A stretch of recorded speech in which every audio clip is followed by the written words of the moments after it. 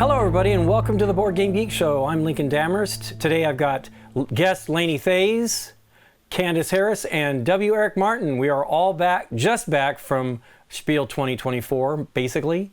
How did it all go for you all? Fine. Fine? Okay. Eric's excited. I know Candice has been excited. She's actually jonesing for breakfast, but come on. How'd it go for you, I had a Candice? couple animal crackers, so I'm good for a bit. It was really cool. Like, this was the first year that I've been on the BGG team that we had a booth. So, and the booth looked really cool, and that was just nice to have a home base, and also to see a bunch of people walking around in our t-shirts. And Yeah. otherwise, it was just fun as always, connecting with so many different people from all around the world. And I don't know how I missed so many things, even though I was walking around for 4 days. It was so crowded, though. I walked past something, right past it. I'm like, where the heck is this at? And I, because your eyes are catching some other thing, you're turned away and you miss it very quickly if you're moving it with any speed. I was actually around on a knee scooter, moving a little too fast, I think. How was it for you, Lainie? This was your first spiel, right? This was my first year. And so, it was interesting to see the booth. It was nice, to have the booth back. We took a variety of t-shirts and geek up items and art prints and had a great time meeting everybody and talking to everybody. And then my primary goal was to collect games for the BGG library. And I guess they changed the rule this year and didn't let us go on Wednesday and collect. So we hit the ground running first thing Thursday morning, and we're really scared that we weren't going to be able to collect everything. But we must have been uber focused because we had most of our list completed by the middle of the day, Friday afternoon. So that's our amazing. our team really pulled together. We were able to get some good stuff. And then some of the publishers are shipping things back to us also at the warehouse. So we just keep getting more and more games in. So That's it's been great.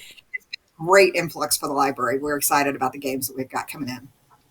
Do you have an idea, number of new titles or anything? I don't, because they're on their way in, and then we'll process them and get them on the list. So ask me after the 26th of October, which is coming up in a little bit, because we'll have started the processing by then. For the library? All right. That's cool. We the fair was very, very busy. It was sold out. All 4-day passes were sold out for the entire event before the show started, I believe. And then individual day passes for day 1 were already sold out. Day 2 sold out really quickly. And I guess all 4 days sold out eventually. It did not seem as busy on Sunday as it did on the other days, but it was definitely crowded. Hall 3, which is really kind of the gamers hall, was really slammed and really difficult to get through. Although Nikki and I felt last year was just as bad because it definitely draws attention on Thursday. Everybody's there to get those games that are in short supply at the beginning. A lot of publishers will do the certain amount of titles every day. One of the things I do not know that happened, but I sure hope it did, is what they were doing at Gen Con, which was releasing some of the titles during the day, not at the very beginning of the day. So everybody had a shot at getting in the line, which to me is probably the appropriate way to do it, because far too many, people working the fair are fans as well and excited about the new games, but I feel everybody should have a shot. That was part of the reason why they weren't allowing games to be exchanged on Wednesday, because last year a publisher sold all their copies on Wednesday, and somebody showed up Thursday morning, a fan, and they had nothing to sell. And they complained to Merritt's, which makes total sense. I mean, we're here for the fans, so that was actually really I think the mistake of that publisher, but what can you do? Did anybody see anything particularly interesting while you were there? Yes. Yeah. I mean, I know you guys really, more than me, but I'll save my exciting stuff for what we played. So let's see. This video isn't going live for a week, I think, from when we're recording it, which means correct. I can talk about Azul Duel, because I got a sneak peek at that in the Asmodee Lounge. It's going to debut at February 2025 at the FIJ Fair in Cannes, France. And it's kind of funny because Michael Kiesling's Azul is an awesome 2-player game already, but for the duel, it works a little differently in that you are drafting tiles, but the tokens, the disc, but you're also drafting 2x2 tiles that are going to make up the board on which you are going to move the tokens that you draft. Neat. So it's got this dual layer to it where there's tiles available as well as the tokens, and you're going back and forth drafting what you can. There's also little special tokens that you can combine together with like some wild bits. And they're like, this is very cool, and it really won't work for 3 and 4 players just because you would have to add so much stuff that it would really slow down the pace of the game. And so that is why it is Azul Duel. Interesting. So, That was the thing that I noticed at the fair was a lot of, here's what's coming next year. Not so much, I mean, there were good things released for sure, but at the meetings that Nikki and I went to, there was not as much discussion about what was available and what was coming, more of what was coming. And especially at the Asmodee Lounge, we saw many things that we can't even talk about. And I mean, I don't even know the embargoes on all this stuff, so I just keep my mouth shut. Let Eric tell us when that's happening. Seems like a good idea. But, it was pretty Better amazing. safe than sorry. Absolutely. There was a lot of great stuff, and there's a lot of stuff coming for sure that's amazing that I think people will be happy to see. Candice, did you see anything in particular that you were really excited about? Yes, I guess I did. I'm trying to think now because you're right. There were a lot of announcements of or sneak whispers of things that are coming down the pike. Yeah, you got to be cautious. I have one that I'm very excited about. I can't say a single word about, but I have one that I was excited about. I think it's Gen Con next year, maybe. Cool. Well, I think like I was around most of the time capturing videos of different games, like just demoing things. Some meetings scheduled, some were just like spontaneous visits. But one of the, I guess, highlights was actually getting to talk with the designer of Revenant, which is Mind Clash's next big crowdfunding campaign. And it's coming on the 19th, a new game that's November. Yeah, it's a new game that's set in the world of Voidfall. Right. But it's completely different designer, plays completely differently. I didn't get to actually play it, but I got the rundown of it, and it seems pretty cool. And it definitely, someone who was demoing it said like it reminded him of like a competitive Battlestar Galactica. And it also had some really cool, like the worker placement games, usually you add spaces as you go and, we have more spaces we can go to.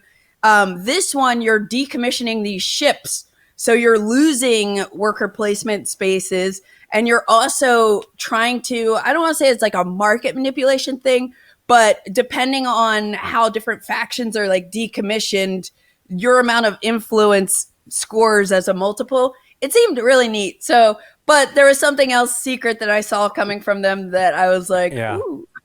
Yeah. We had the same, we had basically the same meeting. So it seems like, although we have Revenant coming today, I believe, because we were doing a video for it. So. Oh, cool.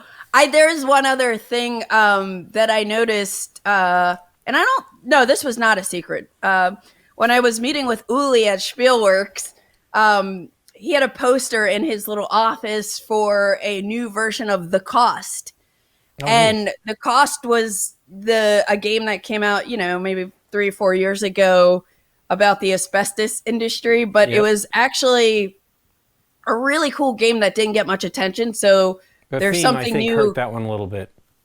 A little, but I think it also just kind of didn't get out there enough. So, but there's something new coming there. I think that's it for now, aside from just game talk. I know, Lainie, you didn't really get to play any games, but did you see anything exciting? Honestly, I had my bag and my clipboard, and I make my run and try to make sure I get everything. From the Lainie's just like weird, I get my blinders on, and I am through the crowd. It was interesting because when you guys were asking about the number of games, and I was a little concerned because I felt like we had fewer boxes, but we noticed a trend both in Gathering at Gen Con and at Essen that the games tend to be a little smaller this year, which has made them much easier to pack and bring home. So that was kind of our note. Of course, the Kickstarter versions are always going to be huge, but just the stuff that we've been picking up has on the whole trended a little smaller this year, which was great for shipping costs and means that I can fit more games on the library shelves, Sure. which also makes me happy. Yeah, no kidding. I mean, we didn't necessarily notice that much smaller stuff because there were plenty of big boxes and heavy ones. The SETI box was a beast.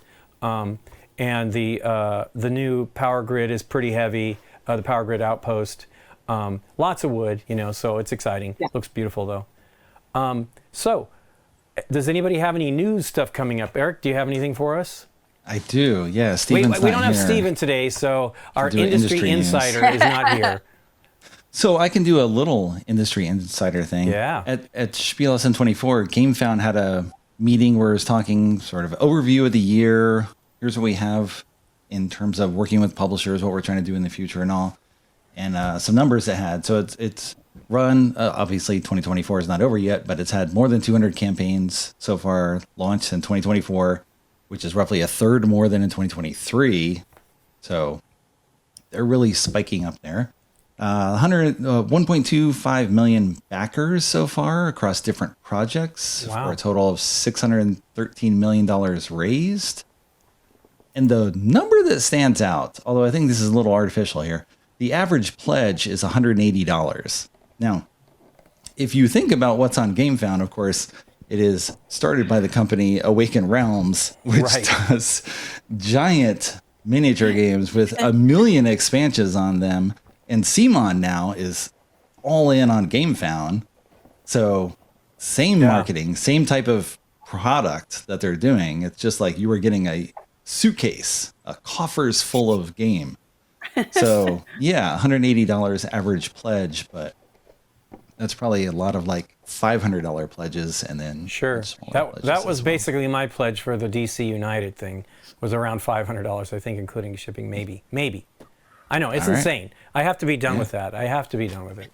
Unless they do Star Wars. I'm praying for Star Wars and I'm all in, but so that's right. That's right. You're split mind there. Yeah, everything. Yeah. No more except this. Yep. Ben all in. I can't believe I did the DC one, but they were pretty cool minis, so. I think there's a lot of that though at Spiel too, where you're just like, I don't need any more games, and then you're like, accept.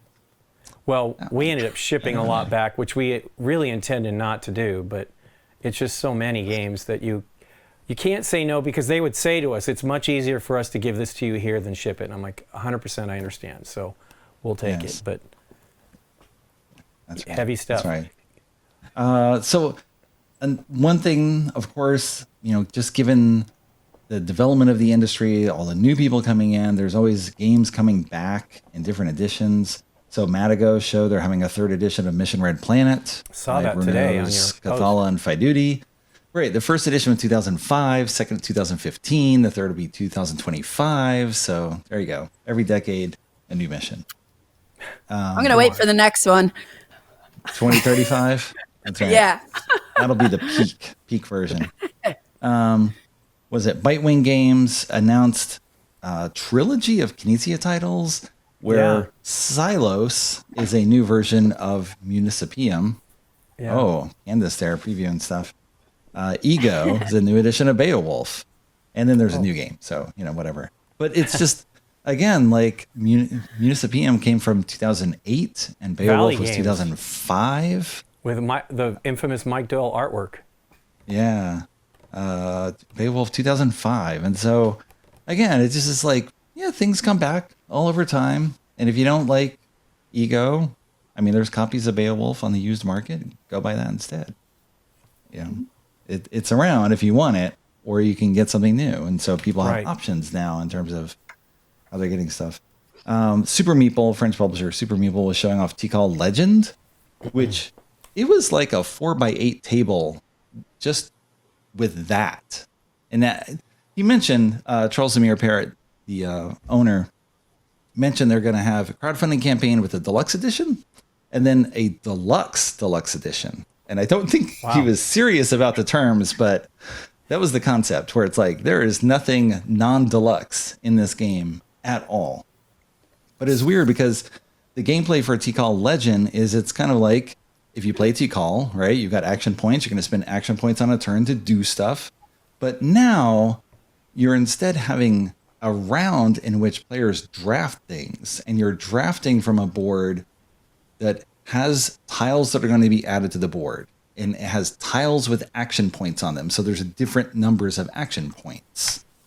And then there's other tiles with action cards, and then there was something else as well. So kind of similar to Cities, the new Devere game, you're going to draft a tile, and you're going to draft an action point marker, and you're going to draft an action card. And so there's this whole precursor to the round, and then you actually get to do the things where you're putting the tile on the board and spending all your action points and doing stuff. And people have asymmetric powers where they're explorers and all sorts of stuff. The bigger board with more stuff going on and blah, blah, blah. So it's all like Tikal within a, like, it's the turducken of games, maybe? It's like Tikal sandwiched inside this giant other game as well that is more Tikal. So there you go. Yellow was showing off stuff coming in 2025. I had a whole post on that. And what's interesting is how they will surpass 100 King of Tokyo monsters in the King of Tokyo universe. And in one sense, it's not that big a deal because most of the monsters are a stand-up figure and a counter board. Like there's no content to it. Right. It's just an accessory. So it's easy to do that. But at the same time, that's a lot of monsters. So they've had special exclusives for contests and tournaments and within countries. So for a while, each country was having their own monster. And if you want to get that, you have to trade with someone in that country. And maybe you're in Argentina and you get special Argentinian monster. And it's, it's kind of interesting. So there's a lot there. They have a new expansion coming with the 101st monster. They're already working on that. A monster pack for a luchador, where you get a pack of Mexican wrestling mask that you put onto your monster. And if you damage someone in Tokyo or New York and they don't leave, you can challenge them to a duel. And the winner gets the mask of the loser, which is going to give you extra points. So I don't know. It's just interesting because it's like a system that's now 14 years old. I think it came out 2011. And it's just, there's no stopping it. And some people are super tired of it and say, why don't you do something new? And Yellow is just like, you know what makes us money? Selling King of Tokyo. So you can just move on if you don't like King of Tokyo, or, we got some other stuff in the catalog, but we're doing King of Tokyo. So, you can't blame them. It's definitely successful. I've heard from publishers who are like, they realized after the fact, this is what was really making us money. Like if we look at the income coming in, it was mostly this product line. Yeah, we weren't really paying much attention to it. And they're like, that was kind of dumb. Like, we want to stay in business. So, we should focus on that. That is the focus. Yeah. I mean, a lot of these companies are businesses. They are not just for fun or art projects or creative expression or whatever. Some of it is, but a lot of it is, I want to run a business and do this for a living. So you do what's profitable. Speaking of which, Sophie Gravel's coming back with a new company. So Sophie Gravel used to run Philosophia, a Canadian distributor. It also became a publisher that bought, technically Sophie bought Z-Man Games. Philosophia did not buy Z-Man Games, but bought Z-Man Games, sold all that to Asmodee, started Plan B Games with Next Move and Pretzel, sold that to Asmodee, and now they're working on a new company called Final Score Games, which it says it right in the title there. Final Score. This is it. Their last thing. They're going to debut their first title in January 2025. Oh, wow. Showing it at the fair in Nuremberg. And then I don't know yet if they're debuting it at Con. I just know that they're announcing everything in January. So there they go. And I think the plan is relatively few titles. Like they're not trying to blitz the market. But that's kind of what they did with Plan B as well. Whereas very much like reduce Century. And next year, another Century. Next year, another Century. And Next Move, it was like one title a year. Like relatively low-paced, but highly developed, like games that have been I want to say crafted to a T, but like really developed to be an ideal experience. So that's good. Well, the Eggert Spiel was a big deal with that, though, right? Because they were brought on to develop a lot of that stuff too, which was, they're fantastic at development. Yeah. And now they're. But even before that, I mean, like Pandemic Legacy was driven, with her, of course, with Matt and Rob as well. But like that was this whole package of Legacy just becoming this thing. I mean, there was Risk Legacy before, but Pandemic Legacy hit, and then it was just like Legacy all over the place. Out there. Yes. I mean, Azul hit, and then that seems like there's many other Azulish style. No, it's great stuff. High-end, abstract-ish games. Challengers. I think Azul was post Eggert Spiel, though. Yeah. I believe, my word, it doesn't matter what I heard. Because I think it was in development before, I think. Right. Anyway, I wouldn't know. Okay. I did hear a bunch of rumors, but they're all rumors to me. So maybe Steven will give us some news about some of the things that I heard while we were in Germany. Lots of publishers talking to us about stuff, and very weird. But I'm intrigued to hear what the answers are. Well, you know how it is. It's like all this crazy stuff, and you're like, is that really happening? But it was a great show, really, really great show. And we had. I like how you throw a blanket over that. Well, I'm hoping that it might prompt you something you might have heard, because you're more likely to hear than me. But this was post the end of the thing, and I'm like, wow, okay, I wonder what that is. So we'll see. I mean, yeah. Generally, I try not to talk about things unless I can talk about them. Exactly, unless you've been. There's a press release. That's the way to do it. Well, or you do talk with the publisher and you get authorization. Like I've got some notes as well where it's like it's okay to talk about this game on this date, this, that, and the other, and there's all sorts of other stuff that comes up. And of course, plans change. All sorts of stuff. It's much better to let you handle it than me. I have no idea. I so will it's tend to blurt it out if I'm not thinking about it, so I try not to blurt it out. Right, because Spiel, of course, it's interesting how, of course, it's the public show. Tons of, tens of thousands of people, all these new games, all this going on. And then there's like overlaid in that is the business show of everyone. There's a tremendous amount of business going on at that show. Yeah. Yeah. There's so many people who don't have booths, but they're there meeting in cafes or they're hopping around and seeing everyone there. I had a friend, I was on a plane to Germany with a friend from Raleigh who's a game designer, and he showed like 19 prototypes. Wow. And he was showing a lot. Ran into Bruno Faiduti. He was showing like 20 different prototypes, I think. Yeah. What was funny is he said like every publisher wanted the same one, which was kind of interesting, but it's got to be a little like not entirely helpful. Yeah, possibly not, unless it's just going to be like this huge bidding war here. Right. Come out. Let's see, on the shelf behind Candice, we got Galilei. Yes. Capstone just sent an announcement. Yet, but... They're going to bring it out in the US, Q2 2025. It's all like that business stuff that happens behind the scenes. It's a new company, Pink Troubadour. No one distributes them in the US. Is someone going to scoop them up? Or are they going to be lost forever? Or at least not lost forever. That sounds rude. Europe only. Europe is not like a hellhole that nothing can get out of. I mean, Europe's a cool place. So, but it's just, sometimes you look at the games and you're just like, is this going to be available?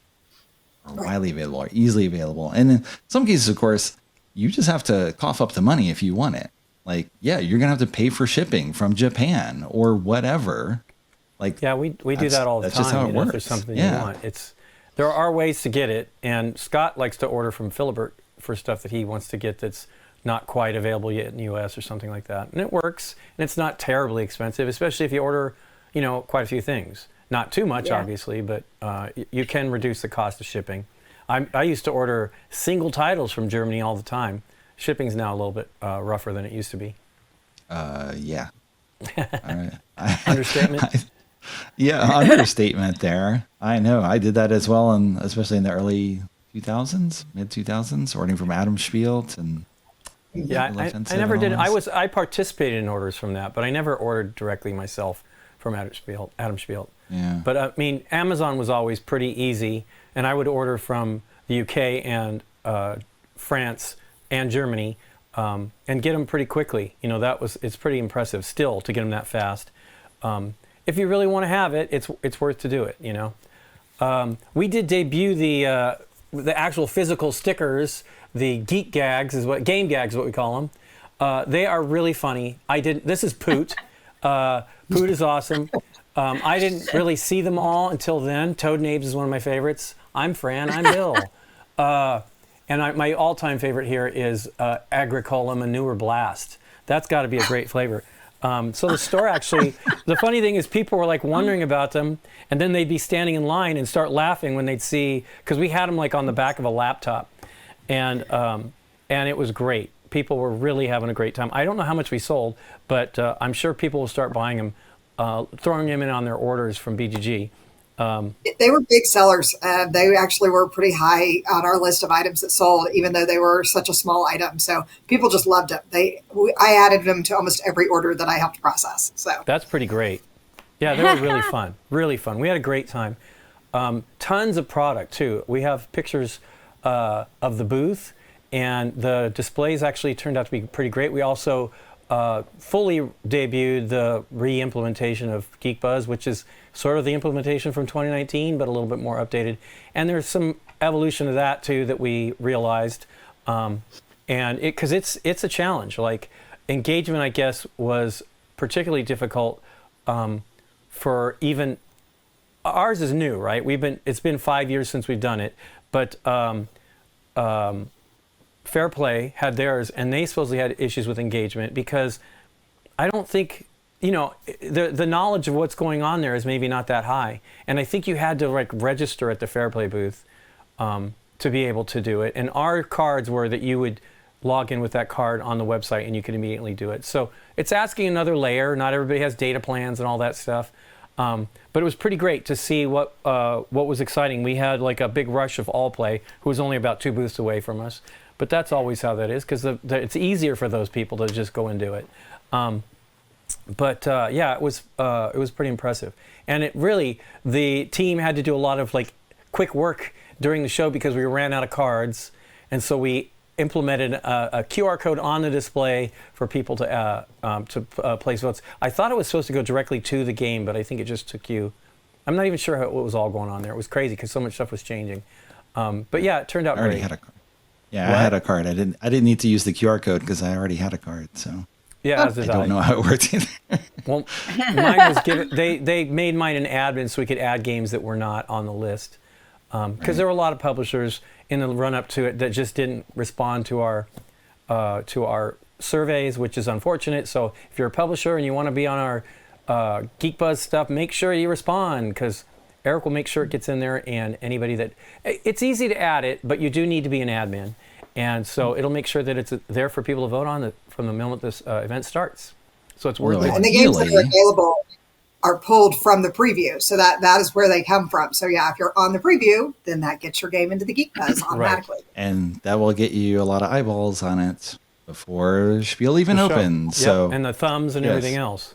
So write to news@boardgamegeek.com and we can get you on the mailing list, give you a survey, get you all set up. It's worth it. It's definitely worth it, because that's the big surprise of the show, is that you'll see games that you heard nothing about, and you just wonder how that's even possible, from like notable publishers. Now, some things were surprises intentionally, I would imagine, but there has to be some that weren't. And you know, there's many new titles out at the show, so any amount of attention you can get is worth doing, filling out the survey for the preview lists that we got. Yes. Yeah, it's interesting too, Lincoln. You mentioned like not seeing everything. I mean, it's literally not possible. I did not make it to Japan Brand, which was like 2 booths over from us. Yeah, yeah, because I kept being like, okay, I'm gonna go then, because I got all the appointments and a hole to go here. I think I can work it here, and then something would come up, and then yeah, there's all sorts of stuff. There's a Thai organization of publishers that had like 20 different games. Wow. And we listed some of them on the preview, but not all of them. And I kept meaning to go over, and I ended up going over only when it wasn't open. There was no one there. And so I got like brochures and flyers and try to email people later and just be like, get on the press list. It's all like setting up for 2025. That's all it is. Well, cool. Did anybody play anything new? Lainie, let's start with you. I know you're going to tell me probably no, but let's start with you anyway. It's convention season. Speaking of, we are prepping for BGGCon, which will be coming up here. I think it's the third weekend of November. So that's where we are putting our focus. We did gather a lot of games at Epson to be able to do that. So one of these days, maybe after BGGCon, I will actually get to sit down and play games again. But right now, I'm just focused on collecting them for everybody else to play. Sure, sure. What are you excited to play, Lainie? Yeah, good question. Yeah. I don't know because I see so many. It's really hard to wrap my head around. I'll probably wait until after the con and then send an email to everybody who gets to play games and be like, okay, so what do you have that is, John laughs. He says I play multiplayer solitaire type games. So I'll figure out what the best ones of those are. And that's what we'll sit down and make sure to play over the holidays. Eric, did you play anything that you're excited about? After Spiel, the only thing I've played is the game Extreme. That's it. Oh, how was that? I didn't get to actually see it. Oh, that came out in 2018, so it's not new. Yeah. What was the picture? I saw somebody had an Extreme. I thought it was the game, but maybe it was. It was. I think it was in it was in Dale Hughes games. He had a photo of something. Quicks Extreme came out. That's what it was. That's what it was. Yes, it's a new score sheet for Quicks that allows you to swap one number for another. Right, so you can try to score more. Yeah, well, there's new score sheet to add that in. But my wife's been sick, so no one's been over. So we just played the game Extreme. And that's it. Well, I saw some big hauls that people had. I couldn't believe what. I mean, Dale does it every year, but he had a tremendous amount of games in his photo that he brought back. We just cannot do. So I'm incapacitated. I broke my foot 5 weeks ago, a little over 5 weeks ago. So I was useless at the con for the most part. I couldn't really do anything but look at things and judge. But poor Nikki had to lug stuff around, and we had these giant bags that were really heavy, and it's not something you want to do. It'll be, if I ever do that again, I probably won't go. And I pray I never do it again because, oh boy, not fun. But we had some really heavy games coming home, and we shipped a ton too. We have at least a few boxes coming back to us, which is unfortunate, right? We were trying to make decisions because we have a few weeks. We're going to probably film this weekend, and we would like to try to get some. We don't really focus on new releases necessarily. Sometimes we do. But it's fun to actually do the new releases occasionally if you have access to them. And so, Candice, did you play anything recently that since you got back? Or yes, I'll take it at Spiel as well. I'll say since I got back, I got to play a couple things, and one is one that I've talked about, I think, on BGG show or somewhere, but Battle Dental. This is the 2-player abstract strategy game where one player plays as Gumrot the Goblin, the other plays as Toothache the Troll, and I know somebody who's going to want that game. Who? Christina Sutherland. Oh, really? She will absolutely want that game. We'll have to try to get her a copy. Yeah, so it is. It's cute. It's light, but it's fast, and it's interesting because you have this jaw where you're gonna place teeth, and they're all these different shape pieces, and they're either rotten like the yellow teeth or the cleaner white teeth, but they're like cubes, and you each player, green and blue. Green is the goblin. That's who I played. I played against Matt. And the first game, Matt ended up winning, but you're going to randomly determine where your pawns start. So there are 4 different areas where your pawns start. Each game, the teeth during setup are all placed exactly where they are, but the variation is where are our pawns starting. Also, you have these goal cards that you're going to be trying to fulfill to get points. So you're moving your pawn around and extracting teeth, filling teeth, doing a bunch of transplants. And then you have these spaces here. You'll see some wisdom teeth, these little discs that are face down. And so when you get them, you get a secret power. And if you don't use it, it's worth 2 points. But basically, you're moving your pawn around and collecting teeth. You're trying to set up situations where you have bridges, which is 3 or more teeth that are adjacent of the same color, and you can pick them all up.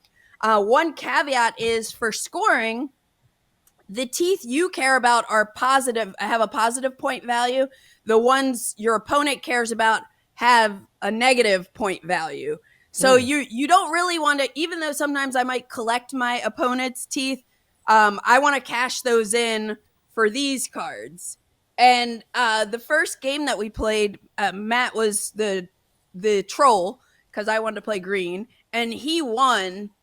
He had a healthy victory over me, and I was like, let's play again. At first I was going to say let's switch sides because the troll always goes first, but I instead was like, no, I'm going to stick to green, stick to goblin.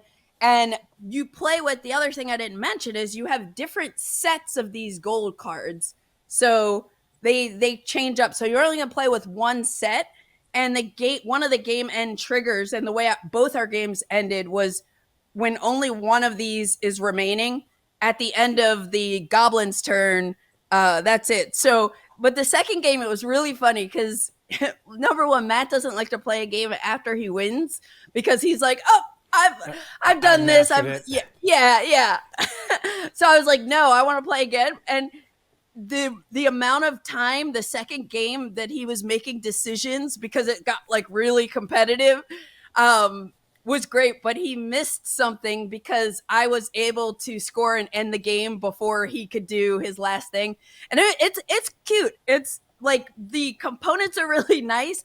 I was like, the board, like the box does not need to be as big as it is, but they made this board which looks cool. Arguably, you didn't need this giant, and these are dual layered if you can't see. Oh wow. But so it's nice. It's cute. It's funny. Who knows how much staying power it has, but for now, I'm enjoying it. And then I guess I'll just talk about one other, since everybody else didn't get a chance to play games. I did, so. Okay. I might have actually played more than everybody else, which is very rare. Okay, well, Yeah, I'll do one more. Yeah, I got to play SETI, definitely with some rules errors, but the SETI going into the show, I was excited about, but also like intimidated a little bit. Like I'm like, how is this game gonna work? I don't know. It just like wasn't clicking from the rundowns and overviews I got, and so I was kind of intimidated, but I wanted to play it. And it turns out it's not nearly as complex as I thought it was going to be, as it looks, and it's actually really cool. CGE did a great job with these like player aids here, where it's like I can't do it. There we go. Has all your actions right here, has all the icons. You're getting different technologies. Everything is here in this menu for you, which is super helpful. But three things I loved about it.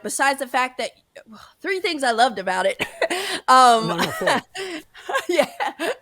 One thing is that the solar system, like the board looks cool, and different things you do throughout the game, like researching a tech, will usually trigger one part of the solar system to rotate, which can lead to lots of like, oh no moments, because if you're not able to move your little probe where you're trying to go before someone causes the shift, it's like, oh, now I'm slightly set back. But if you're paying attention, you could kind of catch on and maybe use that to your advantage.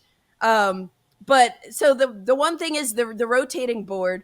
There are so many things. It's kind of point salad-y, and there's so many things that you're racing to be the first to do, which is really cool. And then the other awesome thing is I think there's something like 200 cards in this game, and the cards can be used four different ways, I think. Like there's an icon at the top where on your turn as a free action, you can ditch it to get something, either like a movement or go up on this publicity track. The other ones like give you like scoring conditions, immediate effects, like really cool stuff and synergies with these cards. Oh, and then in the bottom, you get opportunities in the game to place cards for income. So if I have these cards like this, that means I get an energy and a card as part of income. So you're trying to like chain the income that you get at the end of rounds, but basically you're exploring space. You're trying to level up your techs, you're getting data, sending probes out. And one of the other things, the last thing I guess I'll mention just briefly after one initial play that I love, and I knew I would love going into it, is you have 5 different alien species in this game. And each game, you set the board with 2 of them face down. So you don't know what you're going to find. And you have to do a lot of like alien tracing and research. And then, oh, we've uncovered an alien. And it introduces new cards and new rules and new opportunities on the board, which is really cool.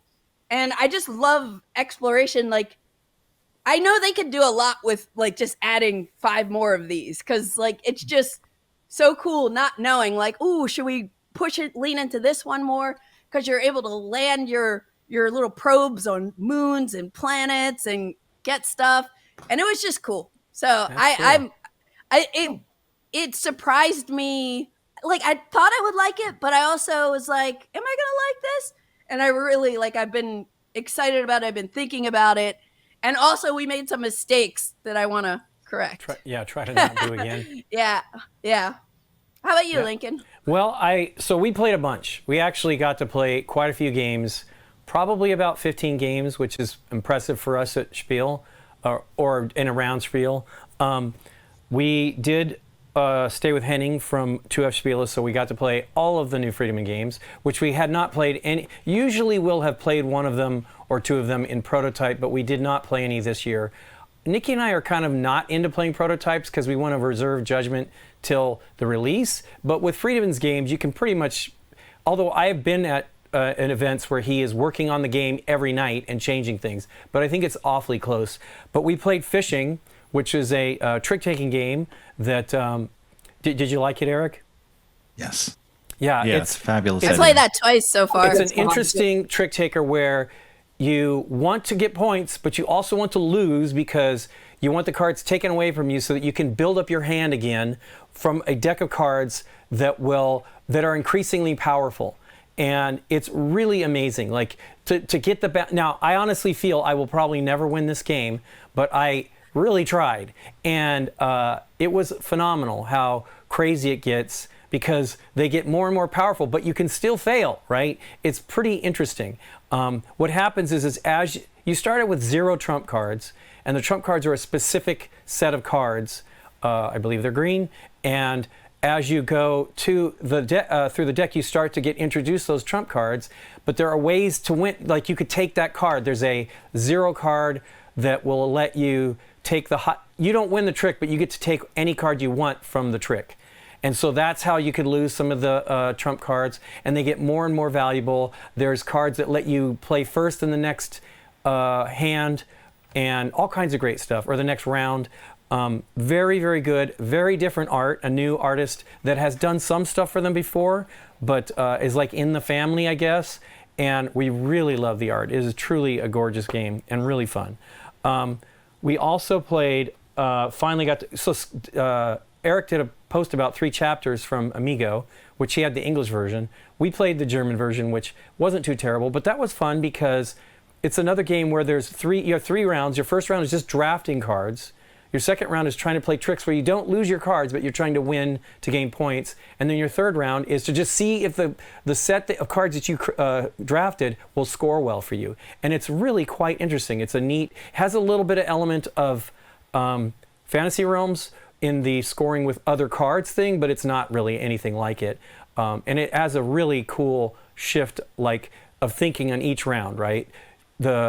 Looking at the cards coming around and seeing if they're going to be good for you and hoping that something comes up, because you don't necessarily know if in the Fantasy Realms aspect, if you have like the Jack and the Beanstalk Jack and the Giant, you don't know if they're both if they're even in the game, which is, or is it all the cards? I can't remember now, but we only got to play that once. Depends on the player count. Yeah, so that was pretty awesome.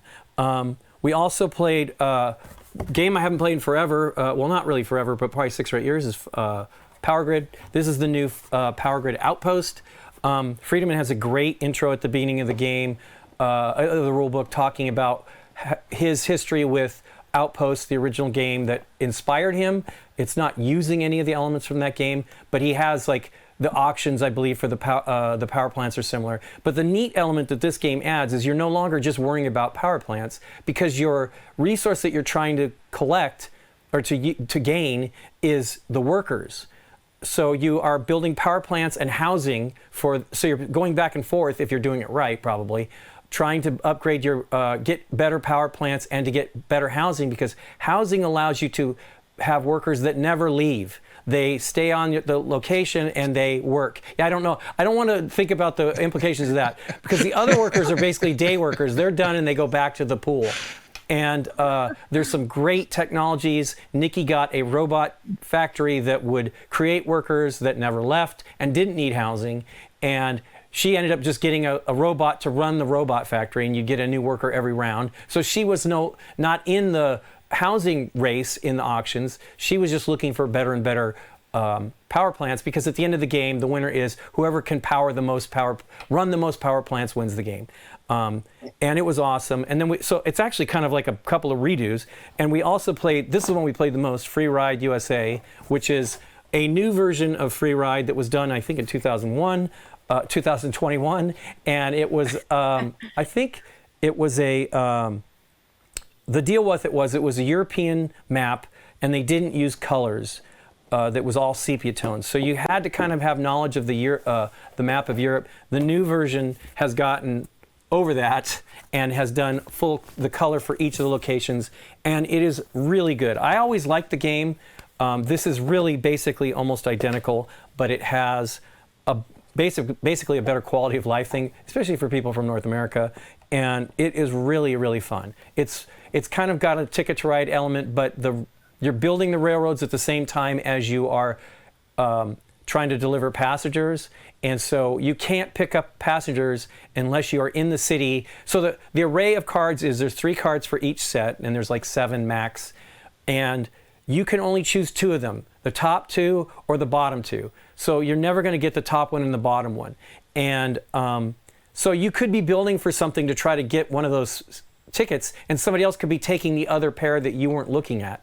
And then you're immediately, Nikki had that in the last time we played it, where twice in a row, I think, 2 things she was working to get were stolen from underneath her nose. So really good, and I'm really happy that it's been redone, because it actually might get the attention it deserves. So anyway, I was saying, you do that with the tickets, you're building routes, and you can only construct 1 route at a time. You have a little hammer to do that.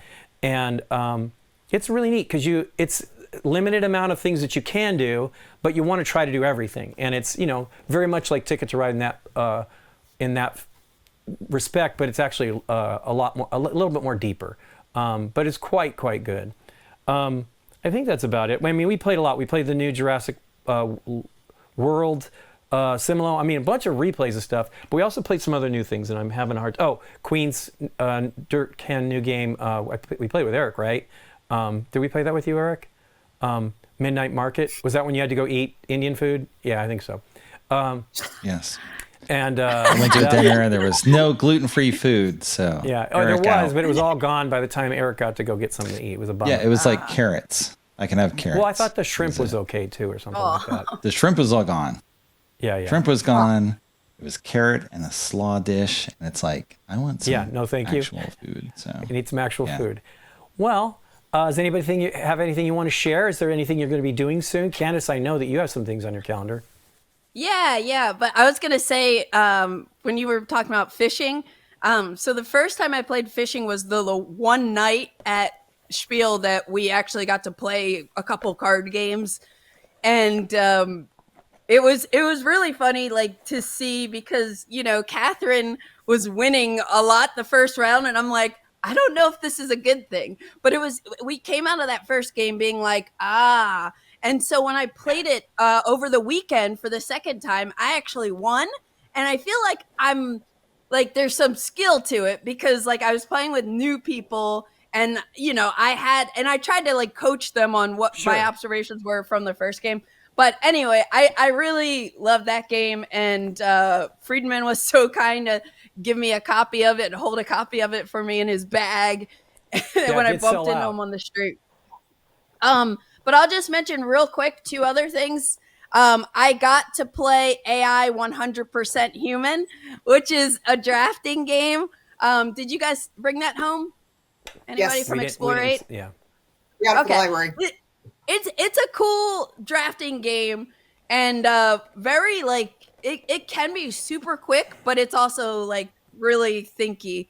And then I flashed this. I did play just a 3-player game of Silos, and this is based on a game I have never played the old game. Yeah, Valley Games. It did not do that well, and I think it was weird controversy that kind of hurt it. Well, this one has really chunky meeples in this like pre-production copy I have. And it was neat, but I want to like try it with 4 players. Cause it didn't like blow my mind, but I was like, this is kind of cool. You're moving your workers around these different areas, and like the cow meeples are adorable.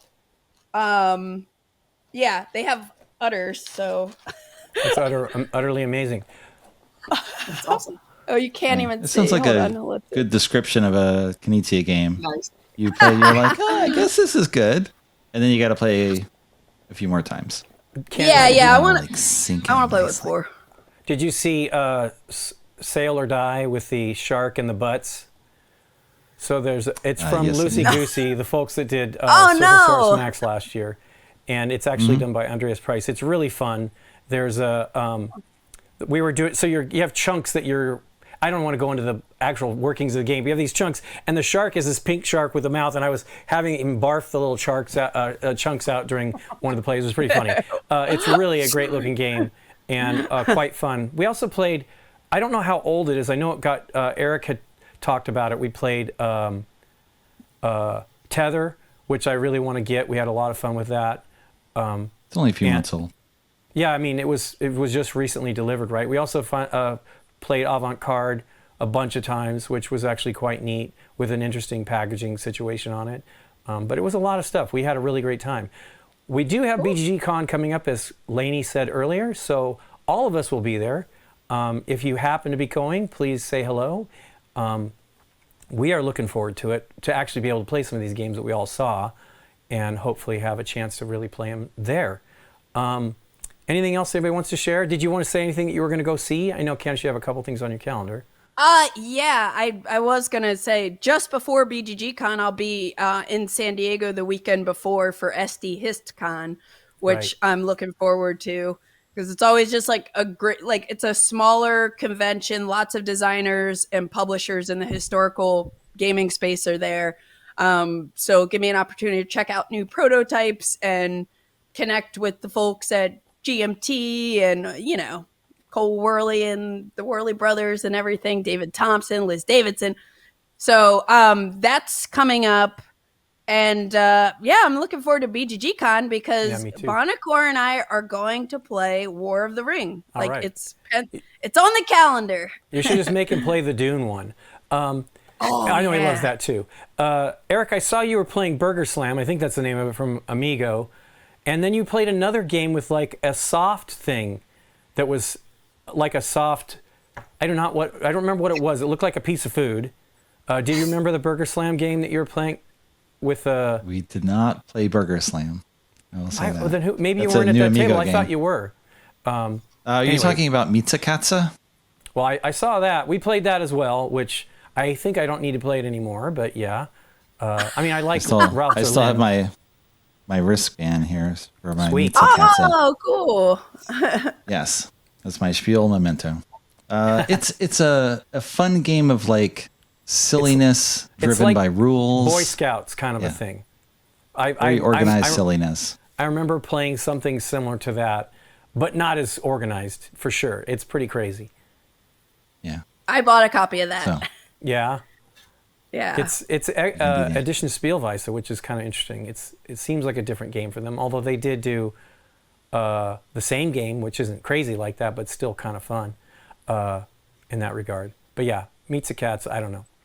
It was silly. So maybe that's what you're looking at, because that part of that game is taking little that must squishy be mice. Yeah, I saw that. I mean, toys. yeah, I remember that. That's like around. the beginning of what we were playing anyway when we played it. But yeah, we played a lot. It was amazing. We actually had quite a few game nights, which is shocking for us. So it was all pretty great. I actually came away having played games, which is a big rarity at Spiel. Well, cool. Thanks everybody for joining me. We will be back again next month. We do not know what the schedule will be. We'll try to figure it out so Stephen Bonnecourt can join us again. And thanks for everybody for being here. And thanks for jumping in, Lainie, to help us out. I'm sorry I didn't play any games. Maybe we can play some games. I actually remembered I did play a game. I played Dominion the other night. Just throwback and reintroduced it to a friend who hadn't played it in forever, and had the best time because I used to love it. And I don't know when the last time I played it was. And we pulled that out and played about 2 or 3 hands and had a great time. That's awesome. Great. I mean, we did play a lot. We did seem to play some older style games. We kind of older versions of the game too. So it was a little bit different for us as well. Well, everybody, thanks again. Yeah. I was just going to mention, maybe we need an old school game session, because I think the biggest response that we've had from a Spiel video is me and Candice going to a used game vendor and me just not stopping my description for like a half hour. Oh, have you tried this? Continually describing games. You don't know this? Well, I mean, there's there's not as many used game stalls as there used to be, which is a bummer, but. No, but there's so many things that have just come and gone that I think most people don't know about. Maybe tried once, didn't get into, whatever it is. So you're saying we're playing Trendy at BGGeek? I would love to play Trendy. Yes, you should definitely bring Trendy. We play that. We definitely used to make a point of going to the stalls, used game stalls, to see games that we couldn't, only had ever read about but never seen. But we really ran out of space very quickly. So we were not. When I finally started to see the booths, I only looked at them in passing, and if I noticed anything, I slowed down, and that was about it. Well, okay. And yeah, I was sorry. I was going to say we'll share the link for the playlist of all the Spiel videos from 2024, because there's the video of us looking at used games, a couple recaps, Designer a couple interviews, game overviews, all sorts of things. So we'll include the link for the playlist in this video too. Sounds good. That's it. Okay. Promise. Zip it up. Okay, everybody. Well, take care. See you again next month, and hope you can join us then. Bye, everybody.